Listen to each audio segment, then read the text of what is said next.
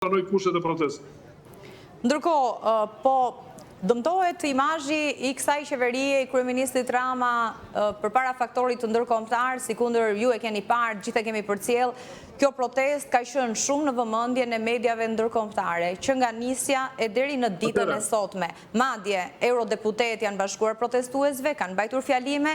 Këto 2 ditë në Strasburg, Shqipëria është diskutuar më së shumti për shkak të kësaj proteste, për shkak të projekteve dhe investimeve që realizohen pa u bërë vlerësimi ndikimit në mjedis, ka pasur një rezolut të Parlamentit Evropian për të ndalur ndërtimet në zonat e mbrojtura. Si mendoni se do të ndikoj mëtej në raport edhe me atë që Shqipëria ka nisur, rrugtimin e rëndësishëm për të bërë pjesë e Unionit, e Bashkimit Evropian? Atëherë, dobësimi i Ramës fillon nga faktori ndërkombëtar. Patjetër. Tani ti marrim me radhë ajo pjesa e mediave botërore të cilat u bashkuan në pjesën e investimit të Gerhard Kushner dhe pjesë e familje Trump që ishin dhe vajza e presidentit të Shtetet Bashkuara të Amerikës, duhet të ditë diçka, Dafina. Në momentin që doli që tokën e kishte një person i cili ishte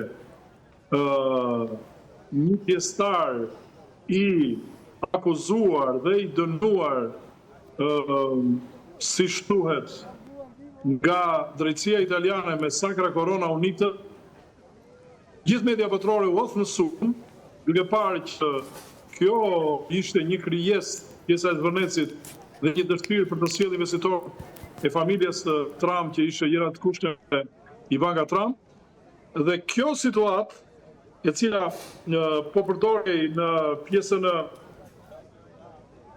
e imazhit dhe për të goditur dhe për të bërë pjesë familjen Trump. Nuk u përkra protesta deri në një farë derisa u sqaruan elementet, u bllokuan dhe rriti drejtësia.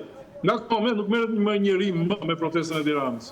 Ata e kishin të gjithë. Po merret Parlamenti Evropian, avokat. Parlamenti Evropian me të gjitha, Dafina. Me të gjitha merret. Të gjitha problematikat i shtron në Parlamentin Evropian. Kushdo, edhe unë të vete nesër atje, të ngrihem me pjesën e drejtësisë, të jetë të drejtën pas një kërkesë dhe një plotësime formularësh dhe përcaktuar të renditëditës, edhe unë mund të ngre probleme për drejtësinë shqiptare në Parlamentin Evropian. Por kjo nuk të përbën element, janë rezolutat të cilat ato që vendosin. Kushte e Shqipërisë është një ekzekutiv i jashtëzakonshëm, është qeveria e Bashkimit Evropian dhe Shtetet e Bashkuara që e vënë në pozitë qeverinë shqiptare. Ato janë barometri dhe pjesa e ndikimit ndërkombëtar për të ndërhyrë pjesa e dobësimit të Ramës janë ata që dëmtojnë fuqinë e Ramës. Në momentin që ta persona do të ketë një ndërhyrje, një mesazh të drejtë për drejtë. Nëse nuk ka dalë deri tani nuk del më. E qartë. Se besoj. Mirë. Dhe se s'më le ta mbaroja këtë. Po. Pra, faktori ndërkombëtar, në qoftë se shikon që është distancuar apo krijuar polemika me Ramën, atë fillon dhe dobësimi i brendshëm brenda majorancës. Asnjë nga këto nuk ndodhi. Dhe ky është problemi. Mirë, avokat, ndërkohë ne jemi me pamjet e protestës qytetare në ditën e 40, do të jemi për të përcjell marshimin, për të përcjell edhe fjalimet e qytetarëve të protestuesve që do të mbahen sot. Megjithatë, përpara se të ndahemi, dua të kaloj shkurtimisht tek një tjetër zhvillim, ka të bëjë me kryebashkiakun e Tiranës Erion Veliaj. Ky fundit i është drejtuar gjykatës së lartë me kërkesën për ndryshimin e masës së sigurisë, duke kërkuar lirimin e menjëhershëm, gjithmonë pas vendimit të gjykatës kushtetuese, e cila i kërkoi gjykatës së lartë të rishqyrtojë proporcionalitetin e masës arrest në burg. Juridikisht, cilat janë kriteret që duhet të vlerësoj gjykata e lartë dhe cilat janë pritshmëritë që u keni nga vendimmarrja e gjyqtarëve të lartë në lidhje me rastin konkret? Për mendimin tim, gjykata e lartë kam përshtypjen që këtë radhë pavarësisht sepse në kërkesën e mbrojtjes janë diskutuar disa elementë, pjesa e kapazit, pjesa e masës së sigurisë, të cilët luajnë rol kryesor, duke qenë se te pjesa e ka fazit cënon dignitetin njerëzor, siç e ka argumentuar mbrojtja. Pjesa e shkuarit në gjykatën e lartë duhet të vlerësoj se masa e arrestit për te në ka burg. fazit në këtë rast, është masa arrestit me burg. Patjetër, Gjykata kushtetuese, po, theksoi se nuk ishte bërë një vlerësim proporcional për këtë masë që është vendosur kryebashkiaku të Tiranës për faktin se është në detyrë. Gjykata kushtetuese edhe shfuqizoi pjesërisht dekretin e presidentit pikërisht për zgjedhjet për Bashkinë e Tiranës, rrëzoi Këshillin e Ministrave që e kishte shkarkuar Veliajin duke e lënë këtë të fundit në detyrë. Shiko, duhet të di, gjykata e lartë është gjykatë që e cila do të analizoj çështjen në sensin juridik dhe kushtetues. Nuk merret me provat edhe me të reja për investim të fakteve tjera. Pra do të jetë në kushtet që jemi përballë rrezikut të kemi një masë akoma shtrënguese vazhdimin e situatës ku vetë gjykata e lartë ka dhënë një vendim të kolegjeve të bashkuara e cilën do ta analizoj me imtësi. Kështu që unë mendoj gjykata e lartë nuk do të ketë më nevojë duke trajtuar elementin që s'ka nevojë për prova apo kushte apo prova të reja, do mendoj që do ta trajtoj juridikisht në sensin kushtetues, siç u shpreh edhe pak më përpara.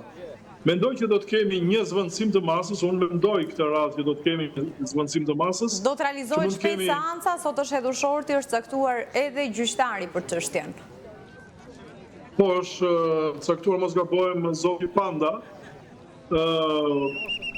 Ajo do të ketë brenda 10 ditësh do të shqyrtohet kjo si çështje se ka që parashikon ligji. Brenda 10 ditësh gjykata e lartë duhet të vendosi. Kështu që brenda këtyre 10 ditëve do të kemi surprizën.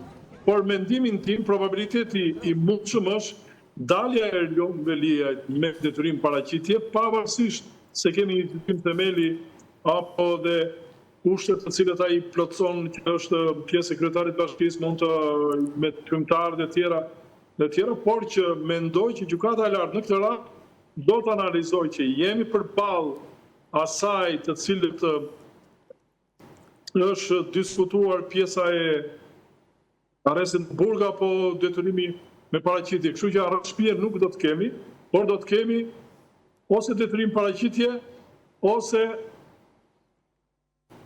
s'do ta lëvizi masën, do ta lëmë arrest në burg. Kështu që këtë nuk pres asgjë tjetër dhe nuk mendoj që do të kthehet në apele tjera sepse është pjesë juridike, gjykata e lartë gjykat ligji dhe shikojmë. Kemi zbatueshmëri të rregullt ligjore për sa i përket proceseve pjesës së caktimit të masave të sigurisë apo jo. E qartë, e që vëmendja është pas vendimit të fundit të gjykatës kushtetuese, do të shohim se si do të procedohet. Do të trajtohet. Ju thash që nuk do të ketë më vend që ka prova të reja, ka të apo nuk mund të bëhet në vlerësimin tuaj, avokat, nga eksperienca që keni prej dekadash tashmë në lidhje me çështjet e drejtësisë, është bërë një vlerësim proporcional apo çfarë nuk ka vlerësuar siç duhet gjykata e lartë që kushtetuesja e konstatoi se nuk ishte bërë proporcionaliteti? Shiko, pjesa e arrestit në burg për Erlion Veliajin ka qenë në elementin e parë që çështja ishte akoma në seancën praprake dhe nuk dihej se si do të shkonte procesi. Tani jemi në shqyrtim themeli, por edhe për që jemi në shqyrtim themeli, kjo situatë është 50-50, jo thash, por probabiliteti është me që kemi një vendim të gjykatës kushtetuese, disa vendime të gjykatës kushtetuese që e favorizojnë zotin Veliaj, mendoj që do të kemi një ndryshim të masës së sigurisë. Mirë, avokat, Dhe pjesa e masës proporcionale të cilën kërkon organi akuzës, i cili e ndjek deri në gjykatën e lartë çështjen, nuk do të ketë element prove çfarë të bëri në dispozicion spaku për të trajtuar, sepse çështja është juridike dhe kushtetuese. Pra nuk do të kemi më element të provave, por do të kemi pjesën ligjore dhe pjesën kushtetuese. Gjykata e lartë është e detyruar për të trajtojë brenda 10 ditëve Timin e vendimit të cilën ka marrë gjykata mbështetëse. Mirë, avokat, shumë kënaqësi tu kisha në këtë komunikim, sikundër u thatë, është gjyqtari Ilir Panda pas hedhjes së shortit që do të procedojë më tej edhe me kërkesën apo edhe me shurtimin e vendimit të gjykatës kushtetuese sa i përket masës së arrestit për kryebashkiakun e Tiranës. Jemi me pamjet e protestës, në ditën e 40 të saj ka nisur tashmë marshimi, do të shkojmë në një lidhje me kolegen Sagita Kumria, e cila është aty në mes të protestuesve. Sagita, përshëndetje sërish. Dafina, sapo ka nisur marshimi i protestuesve, për sa kohë që qytetarët kanë qëndruar në sheshin Skënderbej, në fakt nuk është bërë asnjë thirrje për tematikën e radhës, pra për protestën e 40 ditën e sotme. Përveç se shprehjeve dhe thirrjeve si dorëheqje dhe shqipëriere, shohim që si gjithnjë aktivisti Arben Kola bashkë me protestuesit e tjerë kalojnë nëpërmjet fan zone dhe më pas do të marshojnë përgjatë bulevardit Dëshmorët e Kombit me drejtim kryesor pikërisht godinën e kryeministrisë për të ripërsëritur dhe një herë tjetër pra kërkesat e tyre me më kryesorën pikërisht dorëheqjen e panegociueshme të kryeministrit Rama. Ditën e sotme në fakt lidhur me incidentin e 4 korrikut, gjykata e Tiranës ka liruar edhe të vetmin të arrestuar, pra bëhet fjalë për incidentin e 4 korrikut në protestën pra kombëtare ku morën pjesë dhe shqiptarë të diasporës, ku u sulmua komisariati numër 3, është liruar shitasi Erald Deshimaj, i cili u arrestua pikërisht pra për këtë sulm. Ndaj këtij komisariati u hodhën sende të forta e po ashtu u gur, u thyen xhamat e komisariatit, sikundër u lëndua edhe një efektive e policisë së shtetit. Por ditën e sotme gjykata e Tiranës ka vendosur të lirojë pra këtë qytetar. Për këtë incident në fakt ka pasur në total në një komunikim të mëhershëm të policisë së shtetit 12 autorë, të cilët pikërisht pra sulmuan këtë godim, bëhet fjalë për komisariatin numër 3. I vetmi arrestuar është liruar ditën e sotme, e 7 të tjerë janë proceduar në gjendje të lirë, ndërkohë që 4 shtetas vijojnë në kërkim lidhur me incident. Ndërkohë që bëjnë thirrje për kryeministrin Rama që me Shqipërinë të mos bëj pazar, vijon kështu edhe marshimi i qytetarëve në drejtim tashmë të kryeministrisë, ashtu siç ka ndodhur edhe 39 ditët e tjera, dhe nga sa kemi mundur të qëndrojmë edhe mes protestuesve edhe përgjatë këtyre ditëve, por të bëra ditura edhe nga fjalimet që kanë mbajtur gjithnjë poshtërës së kryeministrit, nuk largohen deri në largimin pra përfundimtar dhe dorëheqjen përfundimtare të kryeministrit Rama, si edhe me plotësimin e kërkesave të tyre, pikërisht pra për mbrojtjen e zonave të mbrojtura, lidhur pra me shfuqizimet ligjore për sa i përket këtyre zonave të mbrojtura, por dhe me një sër kërkesash tashmë që kërkojmë pikërisht edhe ndryshimin e kushtetutës lidhur me kufizimin e mandatit kryeministrit pra në 2 mandate në jetën e vet politike, po ashtu protestuesi qytetarët tashmë për 40 ditësh kërkojnë edhe krijimin e një qeverie teknike tranzitore jo partijake me mandat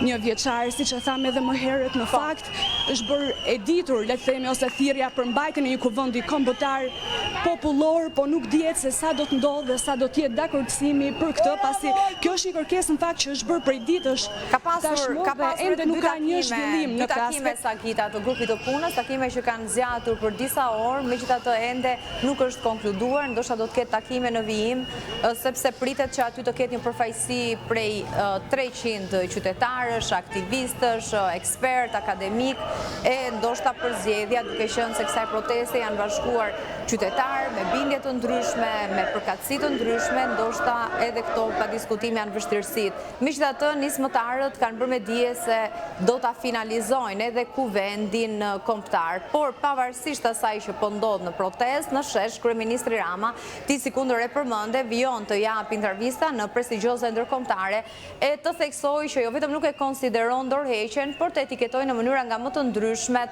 protestuesit, veçanërisht aktivistët apo ata qytetarë që mbajnë edhe fjalimet çdo natë, por zyrës së tij duke i kërkuar dorëheqjen. E vërtet shumë prej protestuesve në fakt janë shprehur që le të themi më të zëshmit edhe janë shantazhuar, pra ka qenë një pretendim i protestuesve këto ditët e fundit, shënuar edhe nga incidentët në fakt përgjatë këtyre ditëve jashtë ambienteve të parlamentit të Shqipërisë, por jo vetëm, dhe janë shprehur që në fakt po ka një sulm, le të themi, nga njerëz të cilët janë vendosur pikërisht nga qeveria, duke zënë shkas pikërisht faktin që kanë thënë të vërtetën dhe janë në shesh tashmë prej 40 ditësh, por ky mbetet një pretendim i qytetarëve dhe do të shohim se si do të shkojë. Për momentin qytetarët tashmë janë grumbulluar, janë në krye të pedonales dhe do të vijojnë kështu me marshimin përgjatë bulevardit Dëshmorët e Kombit. Do të shohim nëse do të ketë në fakt një, le të themi, një tematik e cila do trajtohet gjatë fjalimeve, edhe pse më herët në sheshin Skënderbej nuk është bërë asnjë thirrje për përcaktimin e një tematike, por do të shohim se në fakt edhe ditën e dieshme ishin pensionistët ata që zunë vendin të parët në mënyrë për të shprehur kërkesat dhe shqetësimet e tyre.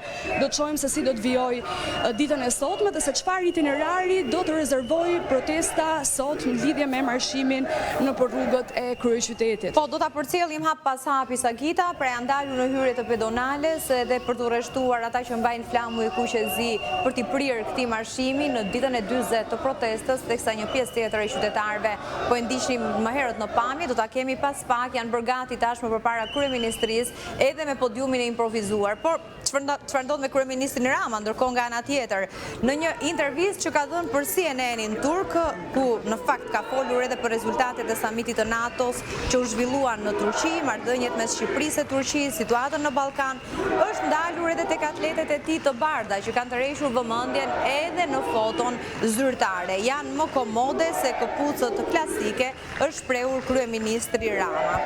Kjo është intervista më e fundit e tij, teksa nga ana tjetër qytetarët janë aty të mbledhur në shesh, por zyrës së tij dhe vijojnë të kërkojnë dorëheqjen, largimin e kryeministrit Rama. Është dita e 40 e protestës, është ndruar kështu në një nga lëvizjet më të gjata të pas 3 dekadave të fundit në Shqipëri. Megjithatë, deri tani nuk ka një reflektim nga kryeministri Rama se mund të pranojë kërkesat e qytetarëve, duke theksuar se ka një kontratë me afro 850.000 shqiptarë që kanë mbështetur Partinë Socialiste me votë në zgjedhjet e 11 maj të vitit 2025. Megjithatë, për qytetarët në shesh, kjo kontratë tashmë është prishur, kërkohet një kontratë e re sociale mes së shtetit dhe qytetarëve. Kërkohet po ashtu një qeveri teknike, pra jo politike, jo me përfaqësues politik, por me ekspert të fushave të ndryshme dhe akademik, që të ketë një mandat të paktën 12 mujor për ta bërë gati vendin për zgjedhjet jashtëzakonshme. Një protestë që vjen jo vetëm kundër kësaj qeverie, por gjithë klasës së vjetër politike, pasi kërkohet edhe largimi nga skena politike i liderit të Partisë Demokratike Berisha, edhe pse ky fundit, kohët e fundit, është rreshtuar në anë të protestuesve dhe kërkesave të tyre.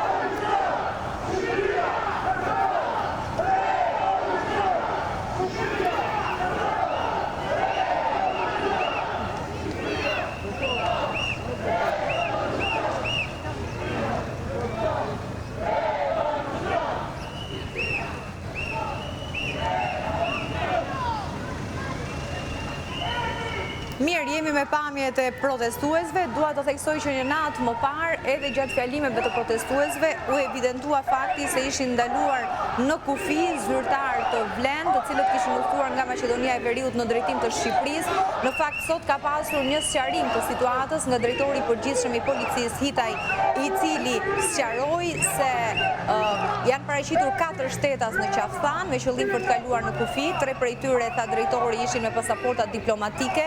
U është bërë me dije se mund të vijojnë udhëtimin, një person i shoqëruar me ta që kishte pengesa të ligjshme në kufi nuk ka mundur të udhëtojë drejt Republikës së Shqipërisë në këtë pikë dhe 3 të tjerët nuk kanë pranuar të vijojnë udhëtimin dhe janë kthyer për në Maqedoninë e Veriut. Është ky reagimi zyrtar i drejtorit të përgjithshëm të Policisë së Shtetit dhënë sot, megjithatë mbetet të shohim në vijim nëse do të ketë një kundër reagim nga zyrtar të vlen koalicionit që është sot në qeverisje në Maqedoninë e Veriut, koalicionit shqiptar.